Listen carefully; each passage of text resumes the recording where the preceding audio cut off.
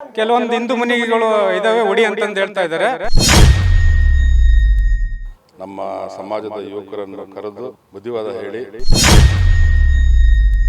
ಬುಧವಾರ ರಾತ್ರಿ ಈ ಒಂದು ಫ್ಲೆಕ್ಸ್ ವಿಚಾರವಾಗಿ ಎರಡು ಕೋಮುಗಳ ನಡುವೆ ಗಲಾಟೆ ಆಗಿರುವಂಥದ್ದು. ಈಗ 3 ಟೈಮ್ ಮಾತ್ರ ಅವರ ಅಬ್ಬರವರನ್ನ ಹಿಂಗ ಹೋಗಿರ್ತಾರೆ. ನಮಸ್ಕಾರ ಸ್ನೇಹಿತರೆ, ನಾನು ಯಶವಂತ್ ವಂಕಣೆಸ್ಗೆ ಸ್ವಾಗತ. ದಾವಣಗೆರೆಯಲ್ಲಿ ಐ ಲವ್ ಮಹಮ್ಮದ್ ಅನ್ನುವಂತಹ ಫ್ಲೆಕ್ಸ್ ವಿಚಾರಕ್ಕೆ ಗೊಂದಲ ಉಂಟಾಗಿದೆ. ಬುಧವಾರ ರಾತ್ರಿ ಈ ಒಂದು ಫ್ಲೆಕ್ಸ್ ವಿಚಾರವಾಗಿ ಎರಡು ಕೋಮುಗಳ ನಡುವೆ ಗಲಾಟೆ ಆಗಿರುವಂಥದ್ದು. ಐ ಲವ್ ಮೊಹಮ್ಮದಿಯಾ ಅನ್ನುವಂತಹ ಫ್ಲೆಕ್ಸ್ ವಿಚಾರಕ್ಕೆ ಒಂದು ಕೋಮು ಆಕ್ಷೇಪವನ್ನು ವ್ಯಕ್ತಪಡಿಸಿದೆ. ಮುಸ್ಲಿಂ ಸಮುದಾಯ ಆ ಒಂದು ಏರಿಯಾದಲ್ಲಿ ಐ ಲವ್ ಮೊಹಮ್ಮದ್ ಎನ್ನುವಂತಹ ಫ್ಲೆಕ್ಸನ್ನು ಅಳವಡಿಸಿತ್ತು. ಅದಕ್ಕೆ ಹಿಂದೂಗಳು ಆಕ್ಷೇಪವನ್ನು ವ್ಯಕ್ತಪಡಿಸಿದರು. ನಮ್ಮ ಮನೆಯ ಮುಂದೆ ಆ ಫ್ಲೆಕ್ಸನ್ನು ಹಾಕಬೇಡಿ ಅಂತೇಳಿ ಬುಧವಾರ ರಾತ್ರಿ 9 ಗಂಟೆಯಿಂದ ಸುಮಾರು 11-11ವರೆಗೂ ಕೂಡ ಅಲ್ಲಿ ಒಂದು ಪ್ರಕ್ಷುಬ್ಧ ವಾತಾವರಣ ನಿರ್ಮಾಣವಾಗಿತ್ತು. ಕಲ್ಲು ಕೂಡ ಎಸ್ತಿದ್ದಾರೆ ಅನ್ನುವಂಥ ಮಾಹಿತಿ ವಂಕಣೆಸ್ಗೆ ಲಭ್ಯವಾಗಿತ್ತು.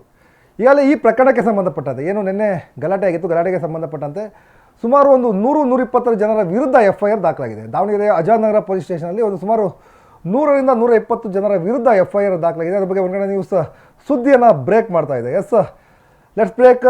ನಗರ ಪೊಲೀಸ್ ಸ್ಟೇಷನ್ ಸಂಬಂಧಪಟ್ಟಂಥ ಸ್ಟೋರಿ ಇದು. ಐ ಲವ್ ಮೊಹಮ್ಮದಿಯಾ ಫ್ಲೆಕ್ಸ್ ಅಳವಡಿಕೆ ವಿಚಾರಕ್ಕೆ ಸಂಬಂಧಪಟ್ಟಂತೆ ಈಗಾಗಲೇ 100 ಜನರ ಮೇಲೆ FIR ದಾಖಲಾಗಿದೆ. ಎರಡು ಕೋಮಿನ ಮೇಲೂ ಕೂಡ FIR ದಾಖಲಾಗಿರುವಂಥದ್ದು. ಬೇತೂರು ರಸ್ತೆಯ ಕಾರ್ಮಾಕ್ಸ್ ನಗರದಲ್ಲಿ ನಡೆದಂತಹ ಘಟನೆ. ಮುಸ್ಲಿಂ ಸಮಾಜದ 29 ಜನರ ಹೆಸರನ್ನು ತೋರಿಸಿದ್ದಾರೆ. ಜೊತೆಗೆ 50-60 ಜನ ಅಂತೇಳಿ FIR ಅಲ್ಲಿ ನಮೂದನ್ನು ಮಾಡಿದ್ದಾರೆ. ಹಿಂದೂ ಸಮಾಜದ 5 ಜನರ ಹೆಸರನ್ನು ತೋರಿಸಿದ್ದಾರೆ. ಜೊತೆಗೆ ಅದರ ಮೇಲೆ 10-15 ಜನ ಅಂತಂದೇಳಿ ಒಂದು ಹೆಸರನ್ನು ನಮೂದು ಮಾಡಿರುವಂಥದ್ದು. ಮುಸ್ಲಿಂ ಹಾಗೂ ಹಿಂದೂ ಸಮಾಜದ ಯುವಕರ ಮೇಲೆ ಒಂದು FIR ದಾಖಲಾಗಿದೆ. ಹಿಂದೂಗಳ ಕಾಲೋನಿಯಲ್ಲಿ ಫ್ಲೆಕ್ಸ್ ಅಳವಡಿಸಿದ್ದಕ್ಕೆ ಆಕ್ಷೇಪವನ್ನು ವ್ಯಕ್ತಪಡಿಸಿದ್ದಾರೆ ಹಿಂದೂಗಳು. ಐ ಲವ್ ಮೊಹಮ್ಮದಿಯಾ ಎಂದು ಫ್ಲೆಕ್ಸ್ ಅಳವಡಿಕೆ ವಿಚಾರ, ಫ್ಲೆಕ್ಸ್ ತೆರವು ವಿಚಾರಕ್ಕೆ ಎರಡು ಕೋಮಿನ ನಡುವೆ ಗಲಾಟೆಯಾಗಿದೆ. ಎರಡೂ ಕೋಮಿನಿಂದ ದೂರು ಪ್ರತಿದೂರು ದಾಖಲಾಗಿದೆ. ದಾವಣಗೆರೆಯ ಆಜಾದ್ ನಗರ ಪೊಲೀಸ್ ಠಾಣೆಯಲ್ಲಿ ದೂರು ಪ್ರತಿದೂರು ದಾಖಲಾಗಿರುವಂಥದ್ದು. ಇದು ಬೇತೂರು ರಸ್ತೆಯ ಕಾರ್ಲ್ ಮಾರ್ಕ್ಸ್ ನಗರದಲ್ಲಿ ನಿನ್ನೆ ರಾತ್ರಿ ಬುಧವಾರ ರಾತ್ರಿ ಸುಮಾರು 9:30ರಿಂದ ನಡೆದಂತಹ ಒಂದು ಘಟನೆ. ಅಲ್ಲಿಯ ಒಂದಷ್ಟು ಹಿಂದೂಗಳ ಮನೆ ಮುಂದುಗಡೆ ಐ ಲವ್ ಮೊಹಮ್ಮದಿಯಾ ಅನ್ನುವಂಥ ಬ್ಯಾನರನ್ನು ಕಟ್ಟಿದ್ರು ಅನ್ನೋ ಕಾರಣಕ್ಕೆ ಅಲ್ಲಿಯ ಒಂದಷ್ಟು ಹಿಂದೂಗಳು ಅದನ್ನು ಆಕ್ಷೇಪವನ್ನು ವ್ಯಕ್ತಪಡಿಸಿದ್ದಾರೆ. ನಮ್ಮ ಮನೆಯ ಮುಂದೆ ಈ ರೀತಿಯಾದ ಬ್ಯಾನರನ್ನು ಹಾಕೋದು ಬೇಡ, ನೀವು ನಿಮ್ಮ ಮನೆಗಳ ಮುಂದೆ ನಿಮ್ಮ ಏರಿಯಾದಲ್ಲಿ ಹಾಕ್ಕೊಳ್ಳಿ ಅಂತೇಳಿ ಒಂದು ಆಕ್ಷೇಪವನ್ನು ವ್ಯಕ್ತಪಡಿಸಿದ್ದಾರೆ. ಅದಕ್ಕೆ ಮುಸ್ಲಿಂ ಸಮುದಾಯದ ಒಂದಷ್ಟು ಯುವಕರು ಏನಂತ ಹೇಳ್ತೀವಿ, ಯುವಕರು ಇಲ್ಲ ನಾವು ಹಾಕೇ ಆಗ್ತೀವಿ ಅಂತೇಳಿ ವಾದವನ್ನು ಮಾಡಿದ್ದಾರೆ. ಈ ವಾದ ವಿವಾದ ಅತಿರೇಕಕ್ಕೋಗಿ ತಳ್ಳಾಟ ನೂಕಾಟ ಕೂಡ ಆಗಿರುವಂಥದ್ದು. ಜೊತೆಗೆ ಅಲ್ಲಿ ಒಂದಷ್ಟು ಮನೆಗಳ ಮೇಲೆ ಕಲ್ಲನ್ನು ಹಾಕಿದ್ದಾರೆ ಅಂತೇಳಿ ಆರೋಪ ಕೂಡ ಕೇಳಿ ಬರ್ತಾ ಇದೆ. ಆದರೆ ಪೊಲೀಸ್ ಇಲಾಖೆ ಯಾವುದೇ ರೀತಿಯಾದ ಸ್ಟೋನ್ ಪೆಡ್ಲಿಂಗ್ ಆಗಿಲ್ಲ ಅಂತೇಳಿ, ಯಾವುದೇ ಕಲ್ಲು ತೂರಾಟ ಆಗಿಲ್ಲ ಅಂತೇಳಿ ನಮಗೆ ದೃಶ್ಯಗಳಲ್ಲಿ ನೀವು ನೋಡ್ಬೋದು. ಅಲ್ಲಿ ಪೊಲೀಸ್ನವರೇ ಲಾಠಿಯಿಂದ ಕಲ್ಲುಗಳನ್ನು ತೆಗಿತಾ ಇದ್ದಾರೆ. ಅಲ್ಲೇ ಒಂದೆರಡು ಮನೆಗಳ ಮೇಲೆ ಸಿಮೆಂಟ್ ಇಟಿಕೆಯನ್ನು ತೆಗೆದುಕೊಂಡು ಹಾಕಿರುವಂಥದ್ದು, ಕಲ್ಲನ್ನು ತೆಗೆದುಕೊಂಡು ಬಾಗಿಲಿಗೆ ಹಾಕಿರುವಂಥ ದೃಶ್ಯಗಳಿವು. ಸೊ ಇದು ನಾವು ಬೇಕು ಅಂತ ತೋರಿಸಿರುವಂಥದ್ದಲ್ಲ, ಅಲ್ಲಿ ಸ್ಟೋನ್ ಪೆಡ್ಲಿಂಗ್ ಆಗಿರೋದಕ್ಕೆ ಇದು ಒಂದಷ್ಟು ಸಾಕ್ಷಿ ಇದು. ಆದರೆ ಪೊಲೀಸ್ ಇಲಾಖೆ ಆಗಿಲ್ಲ ಅಂತ ಹೇಳ್ತಾ ಇದ್ದಾರೆ. ಜೊತೆಗೆ ಯಾರ ಮನೆಯ ಮೇಲೆ ಕಲ್ಲು ಬಿದ್ದಿತ್ತು ಆ ಮನೆಯ ನಿವಾಸಿ ಕೂಡ ಕಸ್ತೂರಮ್ಮ ಅಂತೇಳಿ ಅವರು ವಂಕಣೆ ನ್ಯೂಸ್ ಜೊತೆ ಮಾತನಾಡಿದರು ರಾತ್ರಿ. ಯಾಕೆ ಗಲಾಟೆ ಆಯಿತು, ಯಾರು ಕಲ್ಲನ್ನು ಎಸ್ತಿದ್ದು ಅನ್ನೋದ್ರ ಬಗ್ಗೆ ಕಸ್ತೂರಮ್ಮ ಅವರು ಒಂದು ಸ್ಟೇಟ್ಮೆಂಟನ್ನು ಕೊಟ್ಟಿದ್ದಾರೆ. ಅದನ್ನು ಕೇಳಿದ ನಂತರ ನಾನು ಈ ಸ್ಟೋರಿಯನ್ನು ಎಕ್ಸ್ಪ್ಲೇನ್ ಮಾಡ್ತಾ ಹೋಗ್ತೇನೆ. ಅದೇ ರೇ ಮನ್ಕೊಂಡಿದ್ದೀವಿ. ಒಂದ್ಸಲ ಹಿಂಗೆ 100 ಜನ ಬಂದು ಕಲ್ಲು ಹೋಗುದು ಹೋದ್ರು, ನಾವು ಕದ ತೆಗಿಲಿಲ್ಲ ಮನ್ಯಾಗಾರೆ. ಆಮೇಲೆ ಕದ ತೆಗಿಲಿಲ್ಲ, ಕಿಟಕಿಯಾಗ ನಿಂತು ನನ್ನ ಮಗ ನೋಡ್ತು, ಕದ ತೆಗಿಯಂಗಿಲ್ಲವ ಅಂದ. ಅದು ತೆಗಿಬೇಡಪ್ಪ, ನಮ್ಮ ಮನೆಗೆಲ್ಲ ಜನ ಇರ್ತಾರ, ಈಗಾರ ತೆಗಿನು ಅಂದೇವ್ರಿ. ಮತ್ತೊಂದು ಸಲ ಹೋದ್ರು, 3ನೇ ಸಲಕ್ಕೆ ಬಂದಾರ್ರಿ ಅವರು. 3ನೇ ಸಲ ಬಂದಾಗ ನನ್ನ ಮಗ ಸುಮ್ಮನೆ ನಿಂತಿದ್ದ ಇಲ್ಲೇ, ನೀನ ಇಡುವೆ ಮಾಡಕತ್ತಿ ಅಂತ ಅವ್ರ ಮುಕ್ಳಕ್ಕೆ ಬಂದರು. ಇಲ್ಲಿದ್ದವರಪ್ಪ ಒಣೇನವರು ನೀವು ಏನೂ ಮಾಡಿಲ್ಲ ಅಂತ ನಾನು ಅಂದೆ. ಆಕೆ ಸುಬಾನಿ ಅಂತ ಹೆಂಗೆ ಮಾತಾಡಕತ್ತಾಳ ನೋಡಕ್ಕಿ. ಹಾಂ ಅಲ್ಲ, ಹಾಂ ಒಂದಾಗ್ಯಾರ ಮಾತಾಡಕತ್ತಾಳಕ್ಕಿ. ನಾನು ಅಂದೇವ್ರ ನನ್ನ ಮಗಗೆ ಹಿಡ್ಕೊಳಕ್ಕೆ ಬಂದು ಮೊಬೈಲ್ ಕಸ್ಕೊಳಕ ಎಲ್ಲ ಮಾಡಕ್ಕೆ ಬಂದ್ರೆ ಅಲ್ಲಿ ಪೊಲೀಸರು ಅದಾರಪ್ಪ, ಅಲ್ಲಿಗೆ ಹೋಗೋದು ಬೇಡ, ಬೈಕ್ ತಾ ಗಾಡಿ ತಾ ಅಂದ. ನೀನು ಒಬ್ಬನೇ ಹೋಗೋದು ಬೇಡ, ಪೊಲೀಸರು ತಳಗೆ ಹೋಗು ಅಂದೆ. ನನ್ನ ಮಗ ಓಡಾಡಿ ಹೋಗಿ ಕರ್ಕೊಂಬಂತು. ಕರ್ಕೊಂಬಂದ ತಕ್ಷಣ ಪೊಲೀಸರು ಬಂದ್ರೆ ಒಂದು 20 ಜನ ಅವ್ರನ್ನ ಬೆನ್ನು ಹಚ್ಕೊಂಡು ಹೋದ್ರು. ಓಡೋದ್ರು ನೋಡ್ರಿ ಅಂತ ಹೇಳ್ತೀನಿ. ನಮ್ಮ ಮನೆ ಇದ್ದಾರೆ, ಹಾಂ ಇಲ್ಲೇ ಹೋಗುದಾರೆ, ಎಲ್ಲ ಹೋಗ್ದಾರೆ. ಹಾಂ ಪಕ್ಕ ಗೊತ್ತ್ರಿ, ಪಕ್ಕ ಗೊತ್ತು. ಆ ಮನೆ ಈ ಮನೆ ಪಕ್ಕ ಗೊತ್ತ್ರಿ. ಅದು ಅದು ಅದು ಅದು ಮುಸ್ಲಿಮ್ದ ಅಲ್ರಿ, ಅದು ತಮಿಳ್ ಜನತ್ರೆ. ಅವ್ರಿಗೆ ಹೋಗ್ದಾರೆ. ಅದು ಆರಾಮಿಲ್ಲದ ಮುದುಕೈತೆ, ಅವ್ರಿಗೆ ಹೋಗ್ದಾರೆ. ನಾನು ಆರಾಮಿಲ್ಲಾರ್ದೈತಿ, ನನಗೂ ಅಡ್ಡಾಡಕ್ಕೆ ಬರಲ್ರಿ. ನನ್ನ ಮಗ ಒಂದೈತೆ, ನಾನು ಅದಕ್ಕೆ ಮತ್ತೆ ಕೆಲ್ಸಕ್ಕೆ ಮಕ್ಕೊಂಡನ್ರೆ. ಅವನೇನು ಏನು ಮಾಡೋನಲ್ಲ, ಏನು ಕುಡಿಯೋಲ್ಲ ಪಡೆಯೋಲ್ಲ, ಅದಕ್ಕೆ ಕದ ತೆಗಿಲಿಲ್ರ ಅಂಜಿ ನಿಂದ ಯಾರ ಇದ್ರೆ ತೆಗಿತಿದ್ರ ನನ್ನ ಮಗ ಸಣ್ಣವನದನ್ರಿ ಹಿಂಗೆ ಮಾಡಿದ್ರೆ ಈಗ 3 ಟೈಮ್ ಮಾತ್ರ ಅವ್ರ ಹಬ್ಬರವರನ ಹಿಂಗೆ ಒಗಿತಾರೆ 3 ಟೈಮ್ ಮಾತ್ರ ಈಗ ಒಗ್ಯಾಕತ್ತೀನಿ ಹೋಗದಾರ್ರಿ ನಾವು ಅದಿಲ್ಗೆ ಸುಮ್ಮನೆ ಆಗಿ ಸುಧಾರಿಸಿ ಪೊಲೀಸರಿಗೆ ಕಂಪ್ಲೇಂಟ್ ಕೊಟ್ಟೇವ್ರಿ ಎಲ್ಲ ಮಾಡಿದ್ವಿ ಅವ್ರು ಏನು ತಾಚಾರ ಮಾಡಲ್ರ ಒಬ್ಬರು ರೌಂಡಿಸ್ ಕಳಿಸ್ರಿ ಪೊಲೀಸರಿಗೆ ಅಂದ್ರೆ ಅವರು ತಲೆ ಕೆಡ್ಸ್ಕೊಂಡಿಲ್ರಿ.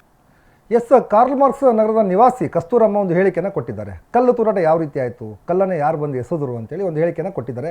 ಇದಕ್ಕೆ ಸಂಬಂಧಪಟ್ಟಂತೆ ಪೊಲೀಸ್ ಇಲಾಖೆ ಒಂದು ಸ್ಪಷ್ಟನೆಯನ್ನು ಕೊಟ್ಟಿದೆ. ಅಲ್ಲಿ ಯಾವುದೇ ರೀತಿಯಾದ ಕಲ್ಲು ತೂರಾಟ ಆಗಿರುವ ಬಗ್ಗೆ ಗಮನಕ್ಕೆ ಬಂದಿಲ್ಲ, ಕಲ್ಲು ತೂರಾಟ ಆಗಿಲ್ಲ ಅಂತೇಳಿ ಒಂದು ಸ್ಪಷ್ಟನೆಯನ್ನು ಪೊಲೀಸ್ ಇಲಾಖೆ ಕೊಟ್ಟಿದೆ. ಆದರೆ ಇಲ್ಲಿ ಸ್ಥಳೀಯರು ಹೇಳುವಂಥ ಪ್ರಕಾರ ಕಲ್ಲು ತೂರಾಟ ಆಗಿದೆ, ಒಂದಷ್ಟು ಜನ ಪುಡಾರಿಗಳು ಬಂದು ಕಲ್ಲು ತೂರಾಟವನ್ನು ಮಾಡಿದ್ದಾರೆ ನಮ್ಮ ನಿವಾಸಗಳ ಮೇಲೆ ಅಂತೇಳಿ ಇಲ್ಲಿಯ ಸ್ಥಳೀಯರು ಆರೋಪವನ್ನು ಮಾಡಿದ್ದಾರೆ. ಎಸ್ ಪಿ ಕೂಡ ರಾತ್ರಿ ಎಸ್ ಪಿ ಮತ್ತು IG ಇಬ್ಬರು ಕೂಡ ಒಂದು ಸ್ಥಳಕ್ಕೆ ಭೇಟಿ ಕೊಟ್ಟು ಪರಿಶೀಲನೆಯನ್ನು ಕೂಡ ಮಾಡಿದರು. ಇದಕ್ಕೆ ಸಂಬಂಧಪಟ್ಟಂತೆ ಅಲ್ಲಿ ಸ್ಥಳೀಯ ಮುಸ್ಲಿಂ ಮುಖಂಡರಾದಂಥ ಅಯೂಬ್ ಪೈಲಾ ಒಂದು ಹೇಳಿಕೆಯನ್ನು ಕೊಟ್ಟಿದ್ದಾರೆ. ಯಾವುದೇ ರೀತಿಯಾದ ಕಲ್ಲು ತೂರಾಟ ಆಗಿಲ್ಲ ಅಂತೇಳಿ ಅಯೂಬ್ ಪೈಲ್ವಾನರು ಒಂದು ಹೇಳಿಕೆಯನ್ನು ಕೊಟ್ಟಿದ್ದಾರೆ. ಎಸ್, ಅಯೂಬ್ ಪೈಲ್ವಾನ್ ಏನು ಹೇಳಿದ್ದಾರೆ ಅಂತ ಕೇಳಿಸ್ಕೊಳ್ಳಿ. ನಮ್ಮ ಸಮಾಜದ ಯುವಕರನ್ನು ಕರೆದು ಬುದ್ಧಿವಾದ ಹೇಳಿ ಯಾವುದೇ ರೀತಿಯ ಅಹಿತರ ಘಟನೆ ಆಗಲಿಲ್ಲ, ಯಾರ ಮೇಲೆ ಕಲ್ಲು ಹೊಡೆದಿಲ್ಲ, ಶಾಂತಿಯುತವಾಗಿ ಎಲ್ಲ ಮುಖಂಡರು ಚರ್ಚೆ ಮಾಡಿ ಶಾಂತಿ ಕಾಪಾಡೋಕ್ಕೆ ಏನು ಮಾಡಬೇಕು ಅದೆಲ್ಲ ಪ್ರಯತ್ನ ಮಾಡಿ ದಯವಿಟ್ಟು ಈಗ ಶಾಂತಿ ಇದೆ, ಇದೇ ರೀತಿ ಮುಂದೂ ಸಹ ಶಾಂತಿ ಕಾಪಾಡ್ಕೊಂಡು ಹೋಗಲಿ ಅಂತಲೂ ಬಯಸ್ತದೆ. ಎಸ್, ಅಯೂಬ್ ಪೈಲ್ವಾನ್ ಹೇಳ್ತಾ ಇದ್ರು ಯಾವುದೇ ರೀತಿಯಾದ ಕಲ್ಲು ತೂರಾಟ ಆಗಿಲ್ಲ, ಕೇವಲ ವಾದ ವಿವಾದ ಆಗಿದೆ, ಅದೆಲ್ಲ ಸರಿ ಹೋಗಿದೆ ಅಂತೇಳಿ. ಅಫ್ಕೋರ್ಸ್ ಸರಿ ಹೋಗಬೇಕು, ಸರಿ ಹೋಗೋದೇ ಕೂಡ ನಮಗೂ ಬೇಕಿರುವಂಥದ್ದು. ಯಾವುದೇ ರೀತಿಯಾದ ಗಲಾಟೆ ಆಗಬಾರ್ದು, ದಾವಣಗೆರೆಯಲ್ಲಿ ಶಾಂತಿ ನೆಲೆಸಬೇಕು ಅನ್ನೋಂಥದ್ದು ಕೇಳು ಒನ್ಕಡ ನ್ಯೂಸ್ನ ಒಂದು ಒತ್ತಾಯ ಕೂಡ. ಆದರೆ ನಿನ್ನೆ ಆಗಿರುವಂಥ ಒಂದು ಸನ್ನಿವೇಶಗಳನ್ನು ಜನರ ಮುಂದೆ ಇಡುವಂಥ ಒಂದು ಪ್ರಯತ್ನವನ್ನು ಒನ್ಕಡ ನ್ಯೂಸ್ ಮಾಡ್ತಾ ಇದೆ. ಅಲ್ಲಿ ನಿನ್ನೆ ಕಲ್ಲು ತೂರಾಟ ಆಗಿರೋ ಬಗ್ಗೆ ಅಲ್ಲಿ ಆ ಸ್ಥಳೀಯರು ಕೂಡ ಆರೋಪವನ್ನು ಮಾಡಿದರು. ಇದಕ್ಕೆ ಸಂಬಂಧಪಟ್ಟಂತೆ ಈಗಲೇ ನಾನು ಹೇಳಿದೆ ಪೊಲೀಸ್ ಇಲಾಖೆ ಯಾವುದೇ ರೀತಿಯ ಕಲ್ಲು ತೂರಾಟ ಆಗಿಲ್ಲ ಅಂತ ಹೇಳಿದ್ದಾರೆ. ಅಫ್ಕೋರ್ಸ್ ಪೊಲೀಸ್ ಇಲಾಖೆ ಆ ರೀತಿ ಹೇಳಲೇಬೇಕಾಗುತ್ತೆ, ಯಾಕಂದರೆ ಅದನ್ನು ನಿಯಂತ್ರಣ ಮಾಡಬೇಕಾಗಿದ್ದು ಪೊಲೀಸ್ ಇಲಾಖೆ. ಪೊಲೀಸ್ ಇಲಾಖೆಯ ವೈಫಲ್ಯ ಎದ್ದು ಕಾಣುತ್ತೆಯನ್ನು ಕಾರಣಕ್ಕೋಸ್ಕರ ಅಲ್ಲಿ ಕಲ್ಲು ತೂರಾಟ ಆಗಿಲ್ಲ ಅಂತೇಳಿ ಪೊಲೀಸರು ಹೇಳ್ತಿದ್ದಾರೆ. ಜೊತೆಗೆ ಅಲ್ಲಿಯ ಸ್ಥಳೀಯರು ಏನು ಯಾರ ಮನೆ ಮೇಲೆ ಕಲ್ಲು ಬಿದ್ದಿತ್ತು ಅವರನ್ನು ಮನವೊಲಿಸುವ ಕೆಲಸವನ್ನು ಕೂಡ ಮಾಡಿದ್ದಾರೆ. ಆ ರೀತಿಯ ಕಂಪ್ಲೇಂಟ್ ಬೇಡ, ಏನೋ ಒಂದು ಅತಾಚೂರಿ ಆಗುತ್ತಿದೆ ಅಂತಂದೇಳಿ ಒಂದು ಮನವೊಲಿಸುವ ಪ್ರಯತ್ನವನ್ನು ಕೂಡ ಮಾಡಿದ್ದಾರೆ. ಅದು ಒಳ್ಳೆ ಕೆಲಸನ ಮಾಡಿದ್ದಾರೆ. ಈ ಒಂದು ಪ್ರಕರಣ ನಿನ್ನೆ ರಾತ್ರಿ ಬುಧವಾರ ರಾತ್ರಿ ಏನು ನಡೀತು, ಈ ಪ್ರಕರಣದ ಹಿನ್ನೆಲೆಯನ್ನು ನೋಡೋದಾದರೆ ಈ ಐ ಲವ್ ಮಹಮ್ಮದಿಯಾ ಅನ್ನುವಂಥದ್ದು ಯಾಕೆ ದಾವಣಗೆರೆಯಲ್ಲಿ ಆರಂಭವಾಯಿತು ಅಂತ ಪೊಲೀಸ್ ಇಲಾಖೆಯ ಎಡವಟ್ಟು, ಪೊಲೀಸ್ ಇಲಾಖೆಯ ಒಂದು ನಿರ್ಲಕ್ಷ್ಯ ಇದರಲ್ಲಿ ದೊಡ್ಡದಾಗಿ ಎದ್ದು ಕಾಣ್ತಾ ಇದೆ. ಯಾಕೆ ನಾನು ಪೊಲೀಸ್ ಇಲಾಖೆಯ ಮೇಲೆ ಹೇಳ್ತಾ ಇದ್ದೀನಿ ಅಂತಂದರೆ ಐ ಲವ್ ಮಹಮ್ಮದಿಯಾ ಅನ್ನುವಂಥ ಅಭಿಯಾನ ಈಗ ಸ್ಟಾರ್ಟ್ ಆಗಿರೋದಂತಲ್ಲ, ಅಥವಾ ಕರ್ನಾಟಕದಿಂದ ಆರಂಭವಾದಂಥ ಅಭಿಯಾನ ಅಲ್ಲ. ಇದು ಸೆಪ್ಟೆಂಬರ್ 4ನೇ ತಾರೀಕು ಉತ್ತರ ಪ್ರದೇಶದ ಕಾನ್ಪುರ್ನಲ್ಲಿ ಈದ್ ಮಿಲಾದ್ ಮೆರವಣಿಗೆಯಲ್ಲಿ ಅಲ್ಲೊಂದಷ್ಟು ಜನ ಐ ಲವ್ ಮೊಹಮ್ಮದ್ ಅನ್ನುವಂಥ ಒಂದು ಬ್ಯಾನರ್ನ ಇಟ್ಕೊಂಡು ಹೋಗ್ತಾರೆ. ಅದು ಆ ಬ್ಯಾನರ್ನ ಇಟ್ಕೊಂಡು ಹೋದ ನಂತರ ಕಾನ್ಪುರಲ್ಲಿ ಒಂದು ಗಲಾಟೆ ಕೂಡ ಆಗುತ್ತೆ, ಒಂದು ಸಂಘರ್ಷ ಆಗುತ್ತೆ. ಸಂಘರ್ಷ ಆಗಿ ಅಲ್ಲಿ FIR ಕೂಡ ಆಗುತ್ತೆ. ಒಂದಷ್ಟು ಜನ ಮುಸ್ಲಿಮರ ವಿರುದ್ಧ ಒಂದು FIR ಆಗುತ್ತೆ. ಅದಾದ ನಂತರ ದೇಶದ ನಾನಾ ರಾಜ್ಯಗಳಲ್ಲಿ, ನಾನಾ ಜಿಲ್ಲೆಗಳಲ್ಲಿ ಒಂದು ಐ ಲವ್ ಮೊಹಮ್ಮದ್ ಅನ್ನುವಂಥ ಒಂದು ಅಭಿಯಾನವನ್ನು ಮುಸ್ಲಿಂ ಸಮುದಾಯ ಆರಂಭವನ್ನು ಮಾಡ್ಕೊಳುತ್ತೆ. ಸೊ ಕೋರ್ಟ್ ಕೂಡ ಹೇಳಿರೋದಂತ ಏನು ಅಂದರೆ ಯಾವುದೇ ರೀತಿಯಾದ ಯಾವುದೇ ಧರ್ಮ ಇರ್ಬೋದು, ಹಿಂದೂ ಇರ್ಬೋದು, ಮುಸ್ಲಿಂ ಇರ್ಬೋದು, ಕ್ರೈಸ್ತ, ಪಾರ್ಸಿ, ಯಾವುದೇ ಧರ್ಮದ ಒಂದು ರ್ಯಾಲಿ ವೇಳೆ ಅಥವಾ ಯಾವುದೇ ಒಂದು ಜನ ಸೇರುವಂಥ ಸಮಾವೇಶದ ವೇಳೆ ಯಾವುದೇ ಹೊಸ ಒಂದು ಅಸ್ತ್ರಗಳನ್ನು, ಹೊಸ ಒಂದು ಕಾಸ್ಟ್ಯೂಮನ್ನು ಬಳಸಬಾರ್ದು ಅಂತೇಳಿ ಕೋರ್ಟ್ ಕೂಡ ಹೇಳಿರುವಂಥದ್ದು. ಅದ್ರ ಬಗ್ಗೆ ಅದಕ್ಕೆ ಸಂಬಂಧಪಟ್ಟದ್ದು ಈಗಾಗಲೇ ಉತ್ತರ ಪ್ರದೇಶ, ಉತ್ತರಾಖಂಡ್, ಹೈದರಾಬಾದ್, ತೆಲಂಗಾಣ ಎಲ್ಲ ರಾಜ್ಯಗಳಲ್ಲೂ ಕೂಡ ಈಗಾಗಲೇ FIR ದಾಖಲಾಗಿದೆ. ಒಂದು ಈ ಅಭಿಯಾನಕ್ಕೆ ಬ್ರೇಕ್ ಹಾಕುವಂಥ ಕೆಲಸವನ್ನು ಎಲ್ಲ ರಾಜ್ಯಗಳಲ್ಲೂ ಮಾಡ್ತಾ ಇದ್ದಾರೆ. ಆದರೆ ಕರ್ನಾಟಕದಲ್ಲಿ ವಿಶೇಷವಾಗಿ ದಾವಣಗೆರೆಯಲ್ಲಿ ಏನು ಐ ಲವ್ ಮೊಹಮ್ಮದ್ ಅಂತ ಏನು ಒಂದು ಅಭಿಯಾನ ಆರಂಭವನ್ನು ಮಾಡಿದ್ರು ಮುಸ್ಲಿಂ ಯುವಕರು, ಆ ಏರಿಯಾದ ವಾರ್ಡ್ ಬಿಟ್ ಪೊಲೀಸ್ನವರಾಗಿರ್ಬೋದು, CPI ಆಗಿರ್ಬೋದು, PSI ಆಗಿರ್ಬೋದು, ಅದನ್ನು ಗಮನ ಹರಿಸಬೇಕಿತ್ತು. ಯಾಕೆ ಈಗ ಇನ್ನು ಕಳೆದ ಇನ್ನೊಂದು 3-4 ದಿನದಲ್ಲಿ ಅದೇ ಏರಿಯಾದಲ್ಲಿ ಒಂದು ಪ್ರೊಸೆಷನ್ ಕೂಡ ಬರುತ್ತೆ, ದಸರಾ ಪ್ರೊಸೆಷನ್ ಬರುತ್ತೆ, ಗಣೇಶಗಳು ಕೂಡ ಬಿಡ್ತಾಯಿದ್ರು. ಈಗಲೇ ಮುಸ್ಲಿಂ ಸಮುದಾಯದ ಈದ್ ಮಿಲಾದ್ ಮುಗಿದೋಗಿದೆ. ಈಗ ಸದ್ಯಕ್ಕೆ ಯಾವ ರೀತಿಯಾದ ಒಂದು ಹಬ್ಬ ಕೂಡ ಹರಿದಿನ ಕೂಡ ಇಲ್ಲ ಅವರದ್ದು. ಯಾಕೆ ಈ ಸಮಯದಲ್ಲಿ ಐ ಲವ್ ಮೊಹಮ್ಮದ್ ಅನ್ನುವಂಥ ಒಂದು ಅಭಿಯಾನವನ್ನು ಆರಂಭವನ್ನು ಮಾಡಿದ್ರು? ಆರಂಭ ಮಾಡೋದಕ್ಕಿಂತ ಮುಂಚೆ ಈ ಅಭಿಯಾನಕ್ಕೆ ದೇಶದ, ರಾಜ್ಯದ ಬೇರೆ ಬೇರೆ ಭಾಗಗಳಲ್ಲಿ ಸಾಕಷ್ಟು ವಿರೋಧ ವ್ಯಕ್ತವಾಗಿದೆ. ಅದು ಕಾಂಟ್ರವರ್ಸಿ ಅಂತೇಳಿ ಆ ರಾಜ್ಯದ ಗೃಹ ಇಲಾಖೆಗಳಿರ್ಬೋದು, ಅಲ್ಲಿ ಆ ರಾಜ್ಯದ ಪೊಲೀಸರು ಅವರ ವಿರುದ್ಧ FIR ಮಾಡುವಂಥ ಪ್ರಯತ್ನವನ್ನು ಮಾಡ್ತಿದ್ದಾರೆ. FIR ಕೂಡ ಆಗಿದ್ದಾವೆ. ಈಗಾಗಲೇ ಉತ್ತರಾಖಂಡ ಅಲ್ಲೂ ಕೂಡ FIR ಆಗಿದೆ, ಉತ್ತರ ಪ್ರದೇಶದ ಕಾನ್ಪುರಲ್ಲೂ ಕೂಡ FIR ಆಗಿದೆ. ಇಂತಹ ಸೂಕ್ಷ್ಮ ವಿಚಾರವನ್ನು ಆ ಭಾಗದ ಪೊಲೀಸ್ನವರು ಗಮನವನ್ನು ಹರಿಸಬೇಕಾಯಿತು. ಯಾಕಂದರೆ ಆಜಾದ್ ನಗರ ಅನ್ನುವಂಥದ್ದು ಬಹುಸಂಖ್ಯಾತ ಮುಸ್ಲಿಮರಿರುವಂತಹ ಏರಿಯಾ, ಅಲ್ಲಿ ಆ ರೀತಿಯಾಗಿ ಒಂದು ಅಭಿಯಾನವನ್ನು ಆರಂಭ ಮಾಡ್ತಿದ್ದಾರೆ ಅಂತಾದರೆ ಅದು ಕೂಡ ಯಾವುದೇ ಒಂದು ಹಬ್ಬ ಹರಿದಿನ ಏನೂ ಕೂಡ ಇಲ್ಲ, ಸುಖ ಸುಮ್ಮನೆ ಒಂದು ಅಭಿಯಾನವನ್ನು ಮಾಡ್ತಿದ್ದಾರೆ ಅಂತ ಆದರೆ ಯಾಕೆ ಮಾಡ್ತಿದ್ದಾರೆ ಅಂತ. ಇದು ಕೇವಲ ಮುಸ್ಲಿಮರು ಮಾಡ್ತಿದ್ದಾರೆ ಅಂತಲ್ಲ, ಹಿಂದೂಗಳೇ ಆಗಿರ್ಬೋದು. ಹಿಂದೂಗಳು ಯಾವುದು ಗಣೇಶನ ಹಬ್ಬ ಇಲ್ಲ, ಅಥವಾ ದಸರಾ ಹಬ್ಬ ಇಲ್ಲ, ದೀಪಾವಳಿ ಹಬ್ಬ ಇಲ್ಲ, ಏನೂ ಇಲ್ಲದಾಗ ಯಾವುದೋ ಒಂದು ಅಭಿಯಾನವನ್ನು ಆರಂಭ ಮಾಡ್ತಿದ್ದಾರೆ ಅಂದರೆ ಯಾರನ್ನೋ ಒಬ್ಬರು ಪ್ರೊವೋಕ್ ಮಾಡ್ಲಿಕ್ಕೆ ಮಾಡ್ತಾ ಇದ್ದಾರೆ ಅಂತ ಅರ್ಥ. ಈ ಪ್ರವಾಕ್ ವಿಚಾರದಲ್ಲೇ ಕೂಡ ಬೇರೆ ಬೇರೆ ರಾಜ್ಯಗಳಲ್ಲಿ ಈಗಾಗಲೇ FIR ದಾಖಲಾಗಿ ಇದು ಕಾಂಟ್ರವರ್ಸಿಯಲ್ ಇಶ್ಯೂ ಅಂತಂದೇಳಿ ಬೇರೆ ರಾಜ್ಯಗಳಲ್ಲಿ ಆಗಿದೆ. ಕರ್ನಾಟಕದಲ್ಲಿ ಪೊಲೀಸ್ ಇಲಾಖೆ ಎಚ್ಚೆತ್ತುಕೊಳ್ಬೇಕಿತ್ತು. ಯಾವಾಗ ಈ ಒಂದು ಐ ಲವ್ ಮೊಹಮ್ಮದ್ ಅನ್ನುವಂಥದ್ದು ಅಭಿಯಾನವನ್ನು ಆರಂಭವಾಯಿತು, ಆರಂಭವಾದಾಗಲೇ ಅದನ್ನು ಆರಂಭದಲ್ಲೇ ಮೊಟಕುಗೊಳಿಸಿದರೆ, ಆರಂಭದಲ್ಲೇ ಅದನ್ನು ತಡೆದಿದ್ದರೆ ಈ ರೀತಿಯಾದ ಒಂದು ಗಲಭೆ ಆಗಲಿಕ್ಕೆ ಅವಕಾಶ ಕೊಡ್ತಿರಲಿಲ್ಲ.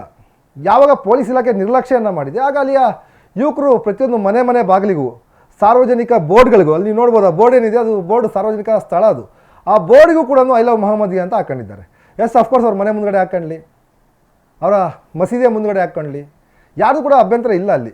ಯಾಕೆ ನಾನು ಈ ಮಾತು ಹೇಳ್ತಿದ್ದೀನಿ ಅಂತಂದರೆ, ಮೊನ್ನೆ ಸತೀಶ್ ಪೂಜಾರಿ ಒಂದು ಮೆರವಣಿಗೆಯಲ್ಲಿ ಭಾರತ್ ಮಾತೆಯ ಬಗ್ಗೆ ಮಾತನಾಡಿದಾಗ ಅಲ್ಲಾ ಕಿ ಮಾತಾ ಭಾರತ್ ಮಾತಾ, ಮುಸ್ಲಿಮರ ಮಾತಾ ಭಾರತ್ ಮಾತಾ ಅಂತ ಹೇಳಿದಾಗ ಅದು ಆಕ್ಷೇಪಾರ್ಹ ಹೇಳಿಕೆ ಅಂತೇಳಿ ಅವ್ರ ವಿರುದ್ಧ FIR ಆಗುತ್ತೆ.